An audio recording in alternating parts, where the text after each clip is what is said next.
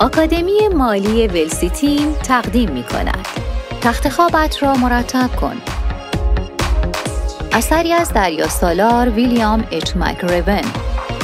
گوینده سارا سپاس. از این به بعد شما شنونده‌های عزیز میتونید تمامی کتاب‌های صوتی آکادمی ما رو به صورت کاملا رایگان بشنوید.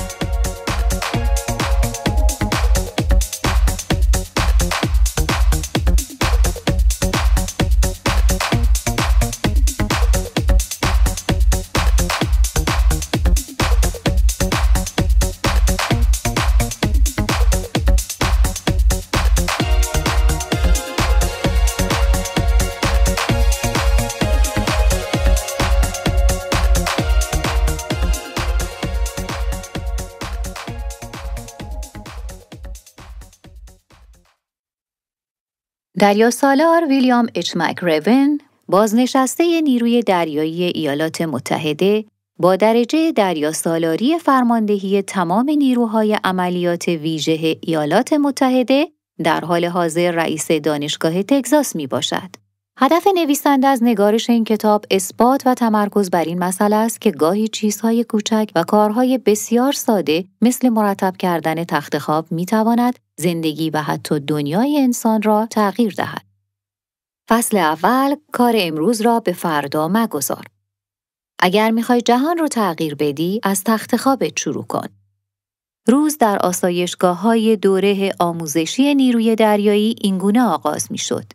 صبح از تخت خواب ویژه ارتشیم بیرون می آمدم و سریع مشغول مرتب کردن آن می شدم. این اولین وظیفه روزم بود که باید انجام می دادم. هر روز مسئول آموزش پس از بازرسی یونیفرم ما وضعیت تخت خواب ما رو بررسی می کرد. هرگز کلمه‌ای نمی گفت. اینکه تخت خوابم رو به درستی مرتب کرده بودم برایم شانس گرفتن پاداش به همراه نداشت. این اولین وظیفه هر روزم بود و انجام درستش بسیار اهمیت داشت. این کار نظم و انضباط و توجه هم به جزئیات رو نشون میداد و در پایان روز به من یادآوری میکرد که کاری را به نحو احسن انجام دادم، چیزی که به آن افتخار کنم، هرچند وظیفه بسیار کوچکی باشد. شما دنبال چیزهایی هستید که تسلای خاطرتان باشد، چیزی که انگیزه شروع روز جدید را در شما بیدار کند و بتواند حسی از غرور و افتخار را در این دنیایی که گاهی به زشتی می‌گراید در شما به وجود بیاورد. هیچ چیز نمیتواند جایگزین قدرت و آرامش ایمان یک فرد شود. اما گاهی عمل بسیار ساده‌ای مانند مرتب کردن تخت خوابتان میتواند نیروی انگیزشی لازم برای شروع بهتر روز را در شما ایجاد کند و پایان خوش و پرحاصلی را برایتان فراهم نماید. اگر نتوانید کارهای کوچک را درست انجام دهید، هرگز نخواهید توانست کارهای بزرگ را انجام دهید. اگر می‌خواهید زندگیتان و شاید جهانتان را تغییر دهید، از مرتب کردن تخت خوابتان شروع کنید. فصل دوم، تو به تنهایی از عهده‌اش بر نمی‌آیی. اگر می‌خوای جهان را تغییر بدی، کسی رو پیدا کن تا برای پارو زدن بهت کمک کنه. لازم است که همه ما گروهی از افراد خوب و درست را برای رسیدن به مقصد زندگی در کنار خود داشته باشیم.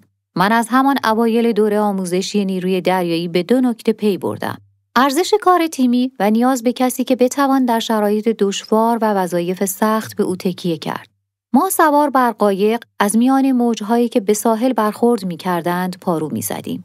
7 مرد بودیم که مدام با یکدیگر همکاری می‌کردیم تا قایق را به مقصد نهاییش برسانیم. اما نکته مهمتری را نیز در سفرمان با قایق یاد گرفتیم. گاهی یکی از ما 7 نفر مریض یا مجروح میشد و قادر نبود تا از تمام توان خود برای پارو زدن مایه بگذارد. افراد دیگر به عنوان نیروی کمکی به جای او انتخاب میشدند و آنها با انرژی بیشتری پارو میزدند.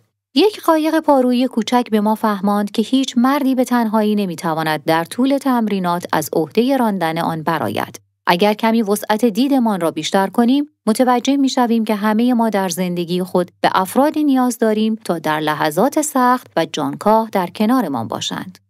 به عنوان کاپیتان نیروی دریایی هنگام پرش با چتر نجات، اتفاق بسیار ناگواری برای من رخ داد.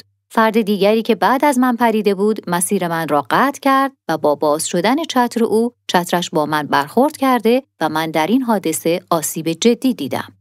هزاران ماهیچه کوچکم که لگنم را به بدنم وصل می‌کردند از رباط‌های خود پاره شدند به طوری که نیمتنه پایینم و لگنم از هم جدا شدند.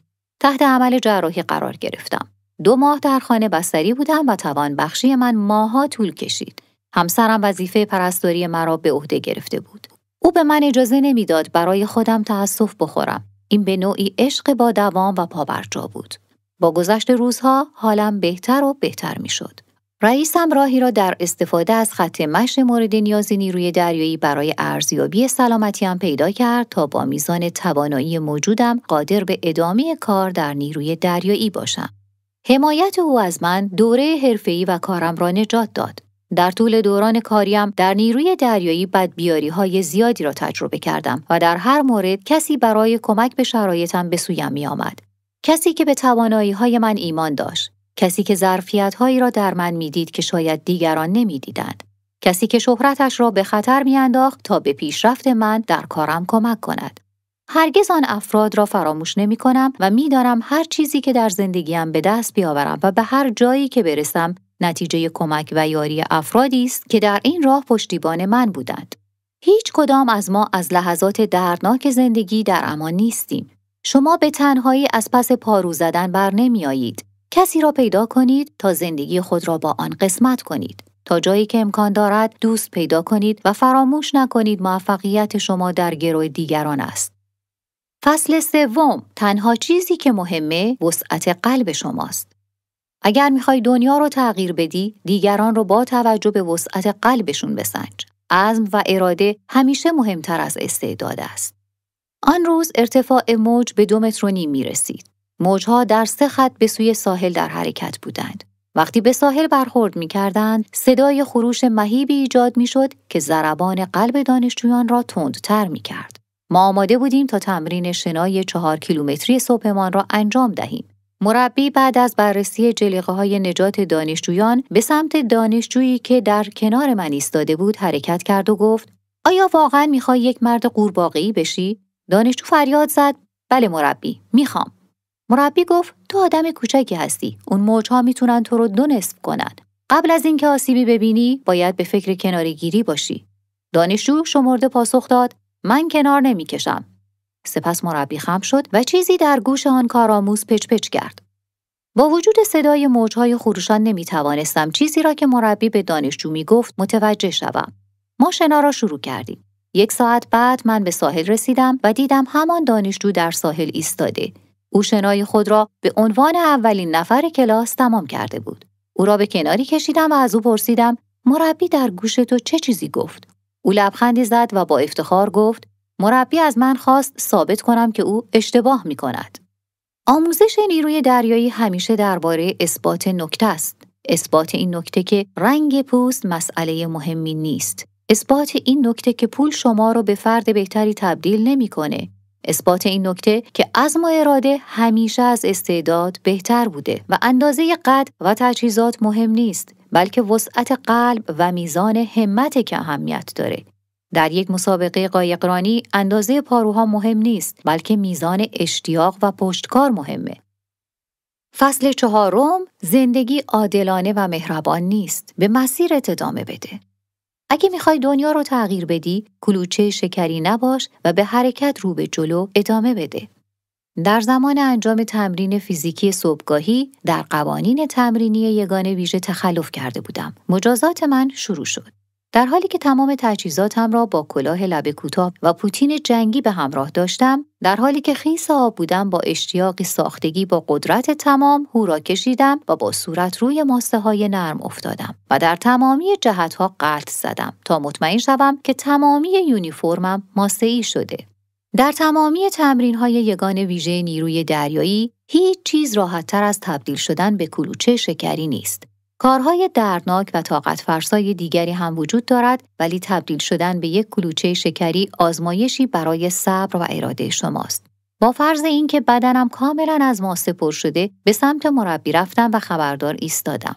مربی با صدای پرسشگرانه گفت: آقای مک، میدونی چرا امروز به کلوچه شکری تبدیل شدی؟ من پاسخ دادم: خیر مربی. مربی بهم گفت: آقای مک، زندگی عادلانه نیست و هرچه زودتر این موضوع رو یاد بگیری، بهتر میتونی با اون روبرو بشی. 1 سال بعد من و مربی مارتین کارمان را از نو شروع کردیم. او یک ورزشکار فوق‌العاده بود و مسافت‌های طولانی بدون خستگی شنا می‌کرد. او هر روز صبح دوچرخه سواری می‌کرد. در یکی از روزها با دوچرخه سوار دیگری که از روبرو می‌آمد تصادف کرد. هر دوی آنها با سر به هم برخورد کردند. ضربه‌ای که به یکی از آنها وارد شده بود جدی نبود، فقط در خاک غلط زد و پایش آسیب دید. ولی مارتین روی زمین افتاده بود و حرکتی نمی‌کرد. در ابتدا امید می‌رفت فلج شدن بدن مارتین موقتی باشد، ولی روزها، ماه‌ها و سال‌ها گذشت بدون اینکه مارتین قدرت استفاده دوباره از پاهایش را به دست آورد. این تصادف باعث فلج شدن کمر به پایین او شد. دست‌هایش نیز حرکت محدودی داشتند. در مدت 35 سال گذشته مارتین روی ویلچر زندگی کرده است. در تمامی این سالها هرگز از او شکایتی در مورد بدشانسی و بخت بد در زندگی نشنیدم و هرگز از زبان او نشنیدم که بپرسد چرا من؟ این مسئله را به بخت بد خود ربط ندهید. بایستید، به آینده نگاه کنید و به جلو پیش بروید. فصل 5، شکست باعث قوی‌تر شدن شما میشه. اگه میخوای دنیا رو تغییر بدی، از سیرک نترس. موجهای جزیره کورونادو متلاطم بود. همیشه من و همتیمیم مارک تلاش میکردیم تا خود رو با بقیه اعضای کلاس یگان ویژه هماهنگ کنیم. در تمرین‌های یگان ویژه نیروی دریایی باید به همتیمیت اعتماد کنی تا هوات رو داشته باشه. همین فرد است که در شناهای طولانی با شما همکاری می‌کند و در یادگیری شنا به شما کمک می‌کند. شما را با انگیزه نگه می‌دارد و در طول تمرین به نزدیکترین متحدت تبدیل می‌شود. اگر یکی از همتیمی‌ها موقع شنا شکست بخورد، هر دو عضو تیم از پیامدهای آن لطمه خواهند دید. مربیان از این طریق به دنبال تقویت کار گروهی بودند. وقتی شنای ما به پایان رسید و به ساحل رسیدیم، یک مربی منتظر ما بود. مربی فریاد زد: بخوابین. این صدا دستور قرارگیری در موقعیت شنا بود. مربی فریاد زد: شما به خودتون میگید افسر؟ افسران تیم‌های یگان ویژه نیروی دریایی همیشه اول هستن. اونا در شنا آخر نمیشن. اونا هم کلاسی‌های خودشون رو آزار نمیدن. در ادامه گفت: فکر نمی‌کنم عرضه تبدیل شدن به مأمور یگان ویژه رو داشته باشی. در حالی که دفترچه سیاه کوچکی از جیب پشتیش بیرون می‌کشید، با تنفر به ما نگاه کرد و چیزی در دفترش نوشت و سپس گفت: شما دوتا فقط توی فهرست سیرک جا دارین. اگر در انجام استانداردهای تعیین شده هر برنامه کاری، یعنی نرمش، عبور از موانع، دعاهای زماندار و یا شنا با شکست مواجه می‌شدیم، اسممان وارد فهرست سیرک می‌شد. هر روز بعد از تمرینات روزانه، سیرک برگزار می‌شد. سیرک یک برنامه 2 ساعته اضافی نرمش همراه با آزار و اذیت از سوی کهنه سربازان جنگی یگان ویژه نیروی دریایی بود. انجام تمرین‌های استقامتی بیشتر برای افرادی که به قدرت و استقامت بیشتر برای بقا در تمرینات نیاز داشتند. تنها تحمل درد اضافی نبود، بلکه آگاهی از این مسئله بود که پس از پشت سر گذاشتن سیرک به حدی خسته هستید که روز بعد هم قادر به تأمین استانداردهای تمرینات نخواهید بود. برای همین ممکن بود چند روز پشت سر هم سیرک اتفاق بیفته. در واقع نوعی دور مرگ بود. چرخه‌ای شکل گرفته از شکست که باعث می‌شد خیلی از کارآموزها از دوره تمرینی کنار بکشند. بعد از پایان یافتن تمرینات روزانه، بقیه دانشجوها برای استراحت رفتند. من و مارک همراه با چند افسر ارشد دیگر روی آسفالت حاضر شدیم تا سیرک را که یک جلسه طولانی از نرمش‌ها بود، شروع کنیم. با ادامه سیرک‌ها اتفاق جالبی افتاد. شنای ما بهتر شد. سیرک که به عنوان مجازاتی برای شکست ما آغاز شده بود، باعث شده بود تا ما قوی‌تر، سریع‌تر و با اعتماد به نفس بیشتری در آب حرکت کنیم. با رسیدن به انتهای دوره تمرینی، یک برنامه شنای نهایی در اقیانوس طراحی شده بود که در 5 مایلی ساحل جزیره برگزار می‌شد. تکمیل این دوره شنا در مدت زمان تعیین شده برای فارغ التحصیلی از تمرینات یگان ویژه نیروی دریایی ضروری بود. با پریدن در آب متوجه شدیم که آب به شکل آزاردهنده‌ای سرد است. 15 تیم 2 نفره شنا وارد آب شدند و تلاش برای عبور از مسیر طولانی خلیج کوچک اطراف جزیره را آغاز کردند. پس از حدود 2 ساعت، در حالی که مارک و من بدنمان کرخت، خسته و کاملا سرد شده بود، به ساحل رسیدیم. مربی فریاد زد: بخوابین. دست‌ها و پاهایم به قدری سرد شده بودند که حتی نمی‌توانستم ماسه‌ها را زیر انگشتانم حس کنم. در حالی که به سختی سرم را بالا گرفته بودم، فقط توانستم پوتین‌های مربی را ببینم که به سمت من و مارک می‌آمد.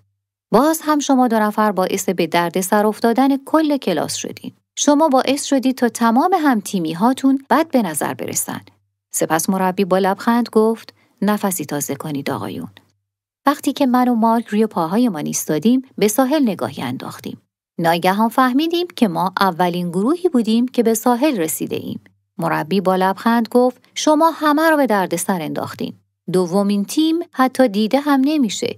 هیچ گروهی در آب دیده نمیشد. مربی مکث کرد، با تکان دادن دستهایمان گفت: عالی بود آقایان. به نظر میرسه تمام درد و رنج‌ها نتیجه داده. در طی چند سال بعد گاهی اوقات با مشکلات روبرو می شدم، ولی مطمئن بودم بعد از هر شکست و اشتباه صدها موفقیت در راه است. رهبران واقعی باید از شکست‌هایشان درس بگیرند. از درس‌هاشون برای انگیزه‌دهی به دیگران استفاده کنند و از تلاش کردن و گرفتن تصمیمات دشوار نترسند. شما نمی‌توانید از سیرک زندگی اجتناب کنید. همگی ما در فهرست سیرک قرار می‌گیریم، اما نباید از سیرک بترسیم. اجازه بدید تا این شکست‌ها به شما درس بدهند و قدرت شما را افزایش بدهند. در این صورت برای هدایت سخت‌ترین و دشوارترین لحظات زندگی خود آماده خواهید بود. فصل 6: باید جسارت داشته باشی. اگه میخوای دنیا رو تغییر بدی، با موانع شاخ به شاخ بشو. در حالی که کنار برج 10 متری ایستاده بودم، طناب نایلونی ضخیمی را گرفتم. قسمتی از طناب به برج وصل بود. بخش دیگرش 100 مایل آن طرفتر روی زمین به 1 میله وصل شده بود. من در میانه مسیر برای نجات جانم تلاش می کردم. روی ماسه نرم افتادم و سمت مانع بعدی دویدم. من با مدت زمانی ناامید کننده از خط گذشتم. در حالی که خم شده بودم و تلاش می کردم تا نفسی چاق کنم، یک کهنه سرباز ویتنامی غرغر کنان به سمتم خم شد. تغییر در طنین صدایش موج می زد. کی می خوای یاد بگیری آقای مک؟ این مسیر با مانع هر بار تو رو شکست میده، مگه اینکه ترس رو کنار بگذاری و کمی ریسک کنی. 1 هفته بعد ترسم رو کنار گذاشتم. روی طناب رفتم، با سر به سمت زمین سر خوردم و با بهترین زمان از خط عبور کردم. این وضعیت درسی ساده در مورد غلبه بر اضطراب‌ها و اعتماد به توانایی‌هایتان برای انجام کارها به بهترین شکل ممکن است. این درس سالهای سال برای من کارساز بود. کسی که جسارت دارد برنده می شود. زندگی یک جدال است. همیشه چیزهایی برای شکست وجود دارد. کسانی که با ترس از شکست یا دردسر زندگی می کنند، هرگز به ظرفیت‌های واقعی خود دست نمی یابند. بدون غلبه بر محدودیت‌ها، بدون نشان دادن جسارت زیاد، هرگز متوجه نمی شوید که واقعاً چه چیزی در زندگیتان امکان پذیر است. فصل 7: در برابر زورگوها بایست. اگه میخوای دنیا رو تغییر بدی، در برابر کوسه ها کوتاه نیا. زمانی که خواستیم شنای شبانه 4 مایلی ما را شروع کنیم، آب خلیج بسیار سرد و متلاطم بود. نورهای پایگاه دریایی که از آنجا کارمان را شروع کرده بودیم، با دور شدن از ساحل کم کم محو شدند. در مدت 1 ساعت 1 مایل از ساحل فاصله داشتیم و ظاهراً در آب تنها بودیم. تمامی شناگران اطراف ما در تاریکی ناپدید شده بودند. هر دو می‌دانستیم که آبهای آن منطقه پر از کوسه است. نه هر کوسه‌ای، بلکه کوسه سفید بزرگ. بزرگترین و تهاجمی‌ترین کوسه آدمخوار در اقیانوس. پیش از شنا مربیان نیروی دریایی نکاتی درباره همه تهدیدهای احتمالی پیش رویمان بیان کردند. در آن شب سرد و خوفناک چیزی اعصاب خورد کن برای ما وجود داشت. اینکه می‌دانستیم در میانه اقیانوس زیر سطح آب موجودی منتظر ماست که می‌تواند ما را از وسط نصف کند. با این حال هر دوی ما می‌خواستیم عضوی از نیروی یگان ویژه دریایی باشیم. در نتیجه آن شب هیچ چیز نمی‌توانست جلوی ما را بگیرد. حتی روبرو شدن و جنگیدن با کوسه‌ها. باید خودمان را آماده این کار می‌کردیم. هدف ما که فکر می‌کردیم قابل ستایش و احترام است، به ما شجاعت می‌داد. شجاعت خصوصیتی برجسته به شمار می‌رود. بدون شجاعت زیر سایه اقواهای زندگی قرار می‌گیریم. بدون شجاعت انسان‌ها تحت سیطره مستبدان و خودکامه‌ها قرار می‌گیرند. بدون شجاعت هیچ جامعه بزرگی شکوفا نخواهد شد. بدون شجاعت زورگوها در جهان رشد می‌کنند. بدون شجاعت هیچ هدفی به سرانجام نخواهد رسید، ولی با داشتن شجاعت شما قادر خواهید بود حتی شیطان را زیر پا بگذارید و شکست دهید. زورگوها مثل کوسه ها هستند که ترس را در آب بو می‌کشند. آنها دور طعمه حلقه می‌زنند تا ببینند آیا طعمه تقلایی می‌کند یا نه. ضعیف بودن یا نبودن قربانیشان را بررسی می‌کنند. اگر شجاعت روبرو شدن با این وضعیت را نداشته باشید، به شما حمله خواهند کرد. در زندگی برای رسیدن به اهدافتان باید انسان شجاعی باشید. این شجاعت در تمامی ما وجود دارد. اگر عمق وجودتان را بکاوید، انبوهی از شجاعت را خواهید یافت. فصل 8: در موقعیت درست قرار بگیرید. اگر می‌خوای دنیا رو تغییر بدی، بهترین خودت در تاریک ترین لحظات باش. کلاس آموزشی ما آخرین ماه‌های یادگیری غواصی با تجهیزات و دستگاه غواصی مدار بسته پیشرفته امرسون را پشت سر می‌گذاشت. آن شب مرحله نهایی غواصی بود. زیر کشتی باید مین‌های ضد ناو را بر ستون فقرات کشتی نصب می‌کردیم و سپس به ساحل برمیگشتیم. دستگاه غواصی امرسون به نام سکوت مرگ شناخته می‌شد، چون این دستگاه گاهی اوقات ناقص عمل می‌کرد و تعدادی از دانشجویان در طول این سالها به خاطر عملکرد ناقص این دستگاه کشته شده بودند. شب هنگام شعاع دید در خلیج بسیار بد بود. تنها چیزی که نیاز داشتیم یک نور شیمیایی سبز بود تا قطب نمای زیر آب را روشن کنیم. برای بدتر شدن اوضاع، مه و دود نیز وارد ماجرا شد. این وضعیت استفاده از قطب نما را دشوار کرده بود. اگر هدف را از دست می‌دادیم، امکان قرار گرفتن در کانال حرکت کشتی وجود داشت. افسر ارشد گفت: باید از ترس‌هاتون، تردیدهاتون و خستگی‌هاتون پیشی بگیرید. مهم نیست چقدر تاریکه، باید مأموریت را کامل کنید. این همان چیزی است که شما را از دیگران متفاوت می‌کند. در برهه‌هایی از زندگی با لحظه تاریکی روبرو می‌شوید که روحیه شما را خراب می‌کند. در آن لحظه تاریک و سخت به درون خود رجوع کنید و بهترین خودتان باشید. فصل 9: به دیگران امید بدهید.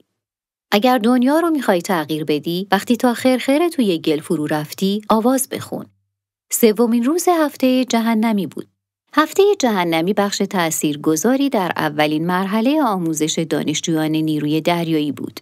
6 روز بیخوابی و تمرین‌های طاقت فرسای مربیان رو پشت سر گذاشته بودیم. هدف از اجرای هفته جهنمی حذف افراد ضعیف بود. از لحاظ آماری بسیاری از کارآموزها در همین هفته از دوره آموزشی خارج می‌شدند و زمین‌های باطلاقی سخت‌ترین بخش این هفته جهنمی بود و حالا ما به زمین‌های باطلاقی رسیده بودیم. بلافاصله پس از رسیدن به ما دستور دادند تا وارد گلولای شویم. تعدادی مسابقه و رقابت‌های فردی طراحی شده بود. گلولای به قدری سفت و چسبنده بود که حرکت در آن تمام انرژیت را تخلیه می‌کرد. شما را برای ادامه مسیر به چالش می‌کشید. این وضعیت به مدت چندین ساعت طول می‌کشید. زمان غروب، خستگی و سرما توانی برای حرکتمان نگذاشته بود. با غروب خورشید، دما کاهش یافت. باد شروع به وزیدن کرد و همه چیز سخت‌تر شد. 3 روز جانفرسا و مملو از درد پیش رویمان قرار داشت. برای بسیاری از دانشجویان این همان لحظه دیدن حقیقت بود. یکی از مربیان به سمت زمین‌های باطلاقی حرکت کرد. با لحنی دوستانه در بلندگو به دانشجویان خسته گفت: می توانید کمی استراحت کنید. حس کردم بعضی از کارآموزها آمادند تا پیشنهاد مربی را قبول کنند. تنها چیزی که این مربی می‌خواست کنار کشیدن 5 نفر از ما بود. کارآموز پشت سری من تصمیم گرفت به سمت مربی برود. دستش را گرفتم و سفت نگهش داشتم. ولی انگیزش برای خروج از آن وضعیت بسیار قدرتمند بود. دستش را رها کرد و به سمت زمین خشک حرکت کرد. می‌دیدم که مربی لبخند می‌زند. می‌دانست وقتی یک نفر کنار می‌کشد، بقیه هم دنبالش می‌آیند. ناگهان همراه با زوزه باد صدایی به گوشمان رسید. صدای آواز خواندن. صدا خسته و نالان بود، ولی به اندازه کافی بلند بود تا به گوش همه برسد. شعری که خوانده میشد چندان دلنشین نبود، ولی همه طنین آهنگش را می‌دانستند. 1 صدا به 2 صدا و 2 صدا به 3 صدا و خیلی زود صدا به صدایی جمعی تبدیل شد. کارآموزی که به سمت زمین خشک حرکت کرده بود برگشت و پیش من آمد. دستش را دورم حلقه کرد و شروع به خواندن کرد. مربی بلندگو را گرفت و بر سر گروه فریاد زد تا آواز خواندن را تمام کنند. هیچ کس این کار را نکرد. آواز خواندن ادامه یافت. با هر تهدید مربی صدای ما بلندتر میشد. قدرت کلاس بیشتر و انگیزه برای رویارویی با آن وضعیت دشوار مستحکمتر میشد. در تاریکی، در آتشی که نورش روی صورت مربی انعکاس یافته بود، می توانستم لبخند مربی را ببینم. بار دیگر درس مهمی یاد گرفتم. قدرت یک نفر برای اتحاد گروه، الهام بخشی به اطرافیان و دادن امید. اگر آن فرد در حالی که تا گردن در گل بود می توانست آواز بخواند، پس ما هم می توانستیم. اگر آن فرد قادر به تحمل سرمایه طاقت فرسا بود، پس ما هم می توانستیم. اگر آن فرد قادر به ادامه مسیر بود، پس ما هم می توانستیم. امید قدرتمند ترین نیرو در جهان است. با امید می توانیم ملت‌ها را به سوی تعالی سوق دهیم. با امید می توانیم تسلای خاطر درد کشیده ها باشیم. با امید می توان درد ضایعات تحمل ناپذیر را آسان ساخت. گاهی اوقات تنها چیزی که لازم است این است که یک نفر باشد تا بتواند تغییر را ایجاد کند و این امید را فراهم کند. همگی ما روزی خودمان را تا خرخره در گل و لای می‌بینیم. این همان روزی است که باید با صدای بلند آواز بخوانیم، لبخند بزنیم و اطرافیانمان را بلند کنیم و به آنها امید دهیم که فردایی بهتر وجود خواهد داشت. فصل 10. هرگز تسلیم نشو. اگر میخوای دنیا رو تغییر بدی، هیچ وقت زنگ رو به صدا در نیار. من در کنار 150 دانشجوی دیگر که اولین روز تمرین را در یگان ویژه نیروی دریایی آغاز کرده بودند، خبردار ایستاده بودم. مربی صحبت‌هایش را اینگونه آغاز کرد: آقایان، امروز اولین روز آموزش در یگان ویژه نیروی دریاییه. در 6 ماه آینده شما دشوارترین آموزش‌ها را در ارتش ایالات متحده پشت سر خواهید گذاشت. جوری آزمایش میشید که تا به حال هرگز شبیهش رو تجربه نکردین. نگاهی به ما جوجه سربازها یا همون جوجه دانشجوها انداخت. لبخندی زد و گفت: بیشتر شما این دوره را تمام نمی کنید. مثل روز برام روشنه. تمام تلاشم رو می کنم تا پدر شماها رو در بیارم. شما رو جلوی همتیمی هاتون خرد می کنم. پس برای محدودیت هاتون حرکت کنید. سپس مربی تناب زنگ را گرفت و آن را کشید. صدای دنگ دنگ در محبت طنین انداز شد. مربی گفت اگر علاقه‌ای به درد کشیدن ندارین، خیلی راحت میتونین همینجا از دوره خارج بشین. تنها کاری که برای ترک این محل باید انجام بدین اینه که 3 بار این زنگ رو به صدا در بیارین. زنگ را به صدا در بیاورید تا دیگر در دوره‌های طولانی مدت شنا در آب‌های سرد و یا عبور از موانع سخت حضور نداشته باشید. زنگ را به صدا در بیاورید و از تمامی دردها خلاصی یابید. سپس مربی به آسفالت خیره شد. برای لحظاتی سخنرانیش را قطع کرد و در نهایت گفت: ولی اجازه بدین یه چیزی رو بهتون بگم. اگر کنار بکشین، کل زندگیتون بابت این مسئله تأسف خواهید خورد. کنار کشیدن کارها را آسان‌تر نمی‌کنه. 6 ماه بعد تنها 33 نفر از ما به مرحله فارغ التحصیلی رسیده بودیم. بقیه راه راحت رو انتخاب کرده بودند. اونها کنار کشیده بودند. حدسم این است که مربی حق داشت. همه این افراد در باقی زندگی خود تأسف این موقعیت از دست رفته را خواهند خورد. از میان تمام درس‌هایی که از دوره آموزشی یگان ویژه نیروی دریایی یاد گرفتم، این مهمترین درس بود. هرگز تسلیم نشو. این جمله چندان پیچیده به نظر نمی‌رسد. زندگی همیشه شما را در موقعیت‌های قرار می‌دهد که کناره‌گیری امری منطقی به نظر می‌رسد. تصور می‌شود کناره‌گیری از آن موقعیت‌ها راحت‌تر از دنبال کردنشان است. من در دوران حرفه‌ای خودم همواره از مردان و زنانی که از تسلیم شدن دوری کردند الهام گرفتم. این افراد برای تأسف خوردن زاده نشدند. باید اعتراف کنم هیچ کس مثل کماندوی جوانی که در بیمارستانی در افغانستان با او ملاقات کردم مرا در زندگی تحت تأثیر قرار نداد. یک روز عصر به من خبر دادند یکی از سربازانم روی مین رفته و از طریق هوایی به بیمارستان نظامی نزدیکی دفترم منتقل شده است. خودم را به بیمارستان رساندم. سرباز روی تخت بیمارستان دراز کشیده و لوله‌هایی به دهان و قفسه سینه‌اش وصل بود. سوختگی‌های ناشی از انفجار دست‌ها و صورتش را نابود کرده بود. پتوی روی بدنش از جایی که قاعدتاً باید پاهایش قرار می‌گرفت صاف شده بود. یعنی پاهایش را هم از دست داده بود. زندگی این سرباز برای همیشه تغییر کرده بود. آن کماندو اسمش آدام بیتس بود. خیلی جوان بود. 19 سال داشت. از 2 پسرم کوچکتر بود. درست 1 هفته پیش وارد افغانستان شده بود. این اولین مأموریتش بود. خم شدم و دستم را روی شانه او گذاشتم. در ظاهر آرام و ناهوشیار بود. دقیقه‌ای مکث کردم. پس از خواندن دعا خواستم آنجا را ترک کنم که پرستار برای کنترل وضعیت سرباز وارد اتاق شد. به پرستار گفتم وقتی او هوشیاریش را به دست آورد برمیگردم. پرستار گفت اون هوشیاره و میتونه با شما صحبت کنه. به آرامی و با درد گفت من خوب خواهم شد. با گریه بیمارستان را ترک کردم. 1 سال بعد این سرباز را در فرماندهی هنگ کماندویی دیدم. با یونیفرمی مرتب و 2 پای مصنوعی در میان سایرین ایستاده بود. شنیده بودم که بعضی از کماندوهای همکارش را برای مسابقه بارفیکس به چالش کشیده بود. با وجود چندین عمل جراحی و توانبخشی‌های دردناک و تمامی دشواری‌هایی که پشت سر گذاشته بود، هرگز تسلیم نشده بود. لبخند می‌زد و همانطور که به من قول داده بود، حالش خوب بود. زندگی پر از لحظه‌های دشوار است، ولی همیشه کسی وجود دارد که وضعیتش بدتر از شما باشد.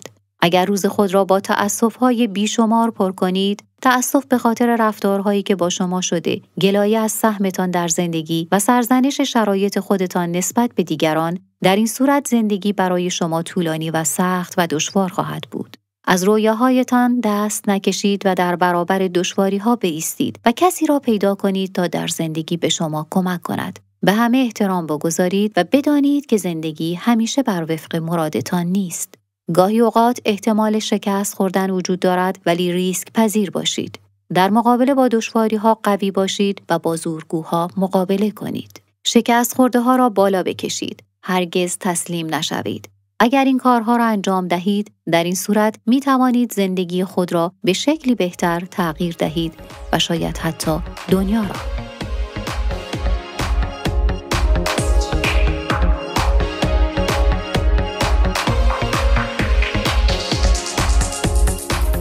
از شما ممنونیم که تا پایان این میکرو کتاب ما رو همراهی کردید.